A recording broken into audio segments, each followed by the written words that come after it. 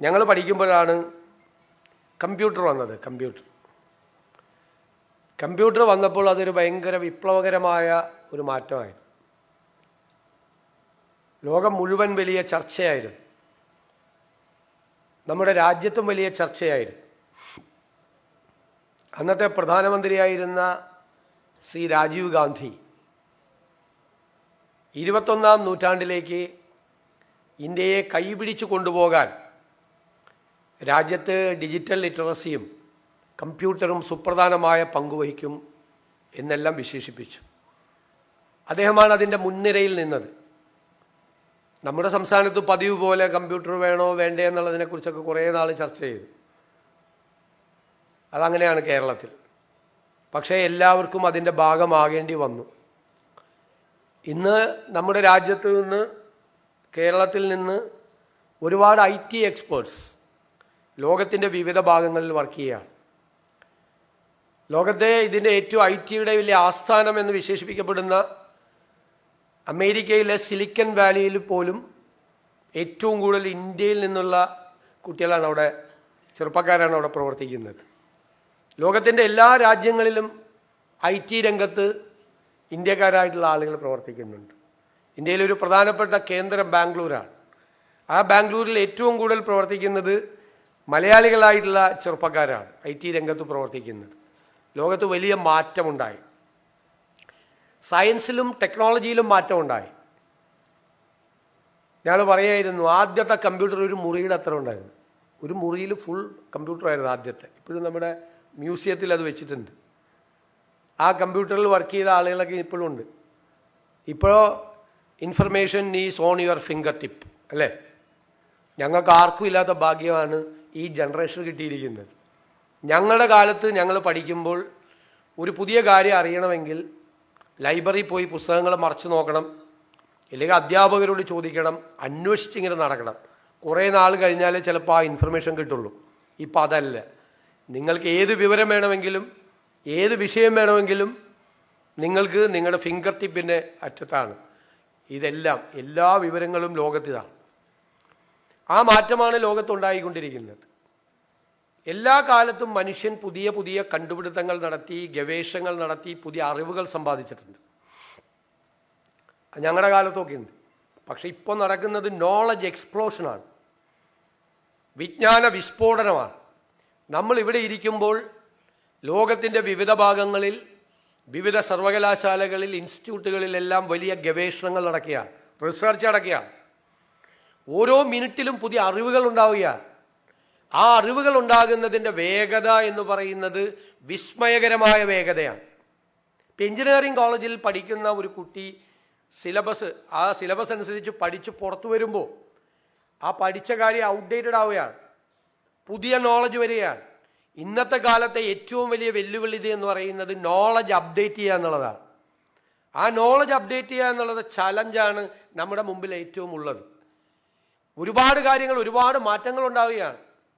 മനുഷ്യൻ്റെ എന്തുമാത്രം ക്രിയേഷൻസാണ് ലോകത്തുണ്ടായിരിക്കുന്നത്. മനുഷ്യനുണ്ടായ കാലം മുതൽ ഇപ്പം നിങ്ങളുടെ മീതെ പറക്കുന്ന ഡ്രോൺ മനുഷ്യൻ്റെ ഒരു ക്രിയേഷനാണ്. ഈ മൈക്ക് ക്രിയേഷനാണ്. ഒരുപാട് കാര്യങ്ങളുണ്ട്. പക്ഷേ മനുഷ്യ വംശത്തിൻ്റെ ചരിത്രത്തിൽ ഇല്ലാത്ത അത്ഭുതകരമായ ഒരു കണ്ടുപിടുത്തമാണ് ആർട്ടിഫിഷ്യൽ ഇൻ്റലിജൻസ്. ഞാൻ കഴിഞ്ഞ വർഷം ഒരു പുസ്തകം വായിച്ചു. ആർട്ടിഫിഷ്യൽ ഇൻ്റലിജൻസിൻ്റെ എക്സ്പേർട്ടായിട്ടുള്ള റേ കേഴ്സ്വെൽ എന്ന് പറയുന്ന ഒരു എഴുത്തുകാരൻ എഴുതിയ പുസ്തകമാണ്. സിംഗുലാരിറ്റി ഈസ് നിയറർ എന്നാണ്. ആ പുസ്തകം വായിച്ചാൽ ഞെട്ടിപ്പോവും. അദ്ദേഹം പറയുന്നത്, ഈ ഡെക്കേഡിൻ്റെ, ഈ ദശകത്തിൻ്റെ അവസാനമാവുമ്പോൾ ആർട്ടിഫിഷ്യൽ ഇൻ്റലിജൻസ് അത് ഹ്യൂമൻ ഇൻ്റലിജൻസിൻ്റെ ഒപ്പം എന്നാണ്, ഈക്വലായിട്ട്. പിന്നീട് ഒരു 5-6 വർഷം കഴിയുമ്പോൾ, ചിലപ്പോൾ ആ 6 വർഷം ഉണ്ടാവില്ല അദ്ദേഹം കണക്കാക്കിയത്, അതിനേക്കാൾ വേഗത്തിൽ അത് മനുഷ്യൻ്റെ ബുദ്ധിശക്തിയെ, ഹ്യൂമൻ ഇൻ്റലിജൻസിനെ ബൈപ്പാസ് ചെയ്ത് സൂപ്പർ ഇൻ്റലിജൻ്റ് ആവുമെന്ന്. ആലോചിച്ച് നോക്കിയേ, മനുഷ്യവംശത്തിൻ്റെ ചരിത്രത്തിൽ ആദ്യമായി മനുഷ്യൻ്റെ ഒരു ക്രിയേഷൻ മനുഷ്യൻ്റെ ബുദ്ധിശക്തിയുടെ അപ്പുറത്തേക്ക് പോവുകയാണ്, മനുഷ്യനേക്കാൾ ബുദ്ധിയുള്ളതായി മാറുകയാണ്. നമ്മൾ എന്തെല്ലാം സാധനം ഉണ്ടാക്കിയിരിക്കുന്നത്. ഹരാരെയുടെ ഒരു മനോഹരമായ പുസ്തകമുണ്ട്, നെക്സസ്. അതിൽ അദ്ദേഹം പറയുന്നത് മനുഷ്യൻ്റെ ക്രിയേഷനെ പറ്റി, ഈ ആർട്ടിഫിഷ്യൽ ഇൻ്റലിജൻസിനെ കമ്പയർ ചെയ്യുന്നത്. കടാര മനുഷ്യനുണ്ടാക്കിയതാണ്, അല്ല ആളുകളെ കുത്തിക്കൊല്ല ഒരുപാട് പേര്. പക്ഷേ അത് ഈ ടീപ്പോയിൽ വെച്ചാലോ നിരുപദ്രവകാരിയാണ്, ഒറ്റയ്ക്ക് ഒന്നും ചെയ്യില്ല. ഒറ്റയ്ക്ക് എഴുന്നേറ്റ് വന്ന് നിങ്ങളെ കുത്തുവോ? ഇല്ല.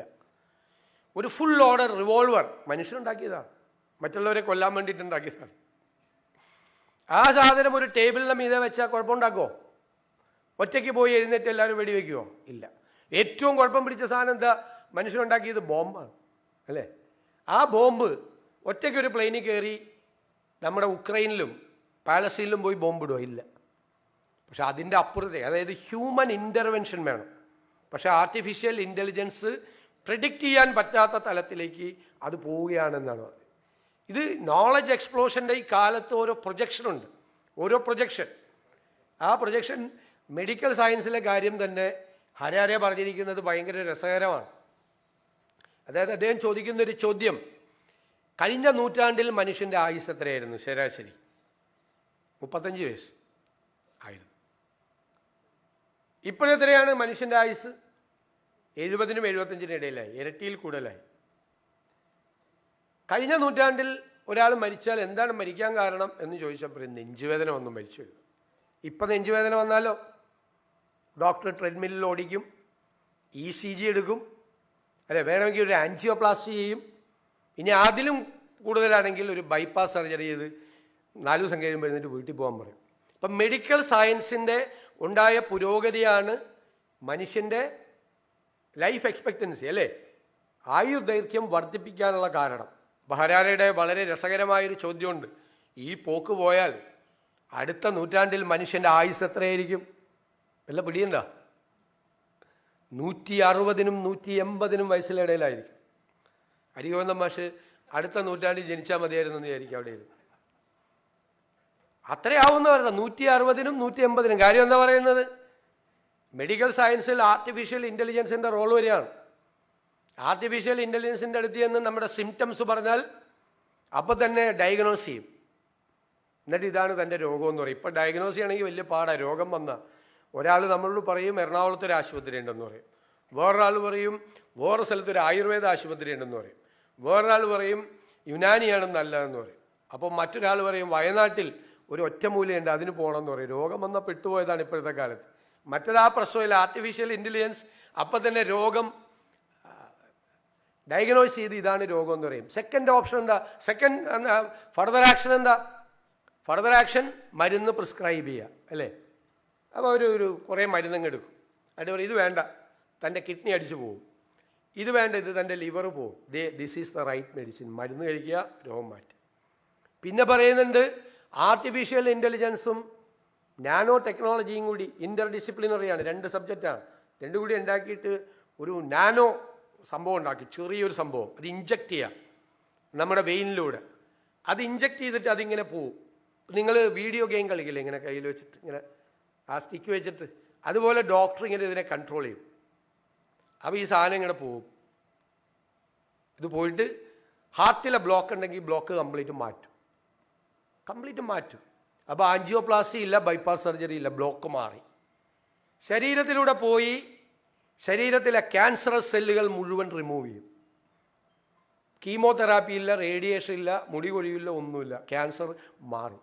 ഇങ്ങനെയാണ് രോഗങ്ങൾ മാറ്റാൻ പോകുന്നത് വരുന്ന കാലത്ത്. പിന്നെ പറയുന്നുണ്ട് ഹാർട്ട് പോയാൽ വേറൊരാളുടെ ഹാർട്ടല്ല, artificial heart, artificial kidney, artificial liver. Artificial ലിവറിൻ്റെ കണ്ടുപിടുത്തം കഴിഞ്ഞ് അതിൻ്റെ ക്ലിനിക്കൽ ഇത് നടന്നുകൊണ്ടിരിക്കുകയാണ്. ഉടനെ വരും ആർട്ടിഫിഷ്യൽ ലിവർ, ഇപ്പം തന്നെ. അധിക സമയമുണ്ട്, അടുത്ത നൂറ്റാണ്ടിലേക്ക് പോകണ്ട, ഇപ്പം തന്നെ വരും, റെഡി ആയിക്കൊണ്ടിരിക്കുകയാണ്. ലോകത്ത് ഗവേഷണം നടക്കുകയാണ്. പിന്നെ ചിലപ്പോൾ ഒരു 150 വയസ്സാകുമ്പോൾ ചിലപ്പോൾ എല്ലാം ആർട്ടിഫിഷ്യലായിരിക്കും ശരീരത്തിൽ, പഴയ സാധനമൊന്നും ഉണ്ടാവില്ല, അതായിരിക്കും വരുന്നത്. പിന്നെ വേറെ സംഭവം പറയുന്നുണ്ട്, ആർട്ടിഫിഷ്യൽ ഇൻ്റലിജൻസ് ചെയ്യാൻ പോകണം. അത് കണ്ട് എനിക്ക് നിങ്ങളോട് ഭയങ്കര അസൂയ തോന്നുക. കാരണം നിങ്ങളുടെ ജനറേഷനാണ് അത് കിട്ടാൻ പോകുന്നത്, ഞങ്ങൾക്ക് കിട്ടാൻ സാധ്യത കുറയില്ല. എന്താ കാര്യം? ഏജിങ് പ്രോസസ്സ് റിവേഴ്സ് ചെയ്യും. പ്രായമാവില്ലെന്ന്. 125 വയസ്സാകുമ്പോഴും നമ്മുടെ പൊതുവിദ്യാഭ്യാസ മന്ത്രി എൻ ഷംസുദ്ദീനെ കണ്ടു കഴിഞ്ഞാൽ ഇതുപോലെ തന്നെ സുന്ദരനായിരിക്കും, പ്രായാവില്ല. എൻ്റെ പോലെ മുടിയൊക്കെ കൊഴിഞ്ഞ് മുഖമൊക്കെ ചുളിഞ്ഞ് പോവില്ല. ഏജിങ് പ്രോസസ്സ് റിവേഴ്സ് ചെയ്യാൻ വേണ്ടിയിട്ടുള്ള കണ്ടുപിടുത്തങ്ങളാണ് ലോകത്തിലുണ്ടാകുന്നത്. നമ്മൾ വായിച്ചു പോയി കഴിഞ്ഞാൽ ഭയങ്കരമായ അത്ഭുത ലോകത്തേക്കാണ് നിങ്ങൾ പോകുന്നത്, വിസ്മയ ലോകത്തേക്കാണ് എൻ്റെ കുട്ടികൾ പോകുന്നത്. നിങ്ങൾ അതാണിപ്പോൾ പഠിച്ചുകൊണ്ടിരിക്കുന്നത്, അതാണ് നിങ്ങൾ പരിശീലനം നടത്തിക്കൊണ്ടിരിക്കുന്നത്. ആ ലോകത്ത്, ഈ വിജ്ഞാനത്തിൻ്റെ ആ വലിയ ലോകത്തിലേക്കാണ് നിങ്ങൾ പോകുന്നത്. ലോകം മാറുകയാണ്, എല്ലാ രംഗത്തും മാറുകയാണ്. ഇത് ഫ്യൂച്ചറിനെ കുറിച്ചാണ് പറഞ്ഞത്, പാസ്റ്റിനെ കുറിച്ചുമുണ്ട്. നമ്മുടെ ഗതകാലത്തെക്കുറിച്ച് 10,000 വർഷങ്ങൾക്ക് മുമ്പ് സംഭവിച്ചത് കണ്ടുപിടിക്കാൻ ഈ ടെക്നോളജി ഉപയോഗിക്കുകയാണ്. മനുഷ്യൻ നടന്നു വന്ന വഴികൾ. ഇപ്പോൾ ചിലർ പറയും ഞങ്ങൾ ആര്യന്മാർ, ഞങ്ങൾ വെളുത്ത ആളുകൾ, നിങ്ങൾ കറുത്ത ആളുകൾ. ഒരു ഇതുമില്ല. ഇപ്പോഴത്തെ കണ്ടുപിടിച്ചേക്കണം എന്താ അറിയോ? എല്ലാവരും ഔട്ട് ഓഫ് ആഫ്രിക്കൻസ് എന്നാണ്. നമ്മുടെ പൂർവികരെല്ലാം ആഫ്രിക്കയിൽ ജീവിച്ചിരുന്നവരാണെന്നാണ്. ആഫ്രിക്കയിൽ നിന്ന് അവർ ഇന്ത്യയിലേക്ക് വന്നതിൻ്റെ റൂട്ട് ഇപ്പോൾ ക്ലിയറാണ്. ആദ്യത്തെ റൂട്ട് അഫ്ഗാനിസ്ഥാൻ വഴി വന്നു നോർത്ത് ഇന്ത്യയിലേക്ക്. രണ്ടാമത്തെ ബാച്ച് 1000 വർഷങ്ങൾക്ക് ശേഷം ഇറാനിലെ മെഡോസ് വഴി വന്നു. കുറേ നാൾ അവരെല്ലാം കൂടി അവിടെ ഒരുമിച്ച് ജീവിച്ചിട്ട് പിന്നെ സൗത്ത് ഇന്ത്യയിലേക്ക് പോന്നു. അതാരാ? നമ്മുടെ പൂർവികരാണ്. അതെങ്ങനെ കണ്ടുപിടിക്കുന്നത്? മനുഷ്യൻ്റെ മൂവ്മെൻറ്റ്. ആർക്കിയോളജിക്കൽ എക്സ്കവേഷൻ നടത്തും. മണ്ണ് കുഴിക്കും. മണ്ണ് കുഴിക്കുമ്പോൾ മണ്ണിൻ്റെ അടരുകൾ കണക്കാക്കി കാലം നിശ്ചയിക്കും. അപ്പോൾ ചിലപ്പോൾ മനുഷ്യൻ്റെ തലയോട്ടി, അസ്ഥികൾ, മൃഗങ്ങളുടെ അസ്ഥികൾ, ഇതൊക്കെ കിട്ടും. ഇത് ജനറ്റിക് പരിശോധനയുണ്ട്. ജനറ്റിക് പരിശോധന ഈ ആർട്ടിഫിഷ്യൽ ഇൻ്റലിജൻസിൻ്റെ സഹായത്തോടു കൂടിയാണ്. ജനറ്റിക് എഞ്ചിനീയറിങ്ങിലേക്കും ആർട്ടിഫിഷ്യൽ ഇൻ്റലിജൻസ് വന്നു. ആ ജനറ്റിക് പരിശോധന നടത്തിയാൽ 10,000 വർഷങ്ങൾക്ക് മുൻപ് ഇതിലേ കടന്നുപോയ ഒരാളുടെ അസ്ഥിയാണ്, സ്കള്ളാണ് അവിടെ കിടക്കുന്നതെന്ന് കണക്കാക്കാൻ പറ്റും. വർഷം കണക്കാക്കാൻ പറ്റും. അത് ഓരോ വർഷം കഴിയുന്നതോറും അതിൻ്റെ പ്രിസിഷൻ കൂടുകയാണ്. ഇപ്പം പറയുമ്പോൾ പറയും 10,000 വർഷം മുമ്പെന്ന് പറയും. എനിക്ക് തോന്നുന്നു 2 കൊല്ലം കൂടി കഴിഞ്ഞ് കഴിഞ്ഞാൽ പ്രിസിഷനാണ്, സർജിക്കൽ പ്രിസിഷൻ പോലെയാണ്. ഇത്രാമത് വർഷമാണ് ഇനി ഇതിലൂടെ ആൾ കടന്നുപോയത്. മനുഷ്യൻ്റെ മൂവ്മെൻറ്റ് പോലും പാസ്റ്റ്, ഗതകാലത്ത് കടന്നുപോയത്. അത്രയും വലിയ കാര്യങ്ങളാണ് കണ്ടുപിടിക്കപ്പെട്ടുകൊണ്ടിരിക്കുന്നത്. ആ ലോകത്തേക്കാണ് നിങ്ങൾ പോകുന്നത്. അത് ബഹുമാനപ്പെട്ട അധ്യക്ഷൻ മന്ത്രി ഇവിടെ സൂചിപ്പിച്ചതുപോലെ നിങ്ങൾ വളരെ പാഷനേറ്റായി നിങ്ങളുടെ ഈ സബ്ജക്റ്റിനെ, നിങ്ങൾ ഇഷ്ടപ്പെടുന്ന സബ്ജക്റ്റിനോട് വളരെ അർപ്പണബോധത്തോടു കൂടി, ഡെഡിക്കേറ്റഡായി, ഹാർഡ് വർക്ക് ചെയ്ത്, ഞാൻ നേരത്തെ പറഞ്ഞതുപോലെ നോളജ് അപ്ഡേറ്റ് ചെയ്ത് നിങ്ങൾ മുന്നോട്ട് പോകണം. നിങ്ങൾ ഈ നാടിൻ്റെ മുഴുവൻ സ്വപ്നമായി ആണ് ഇപ്പോൾ. ഞാൻ എപ്പോഴും പറയും, മാതാപിതാക്കളുടെ മാത്രം സ്വപ്നമല്ല നിങ്ങൾ, ഞങ്ങളുടെ കൂടി സ്വപ്നമാണ്. നിങ്ങൾ വളർന്നു വലിയ മിടുമിടുക്കികളും മിടുമിടുക്കന്മാരായി മാറുമ്പോഴാണ് നാടിനും വലിയ മാറ്റമുണ്ടാകുന്നത്. ആ നാടിൻ്റെ സ്വപ്നങ്ങൾ സാക്ഷാത്കരിക്കാൻ വേണ്ടിയിട്ടുള്ള വലിയൊരു മൂവ. രാജ്യത്തിൻ്റെ മുമ്പിൽ നമ്മൾ ഉണ്ടാകണം, ലോകത്തിൻ്റെ മുന്നിൽ നെറുകയിൽ നമ്മൾ ഉണ്ടാകണം.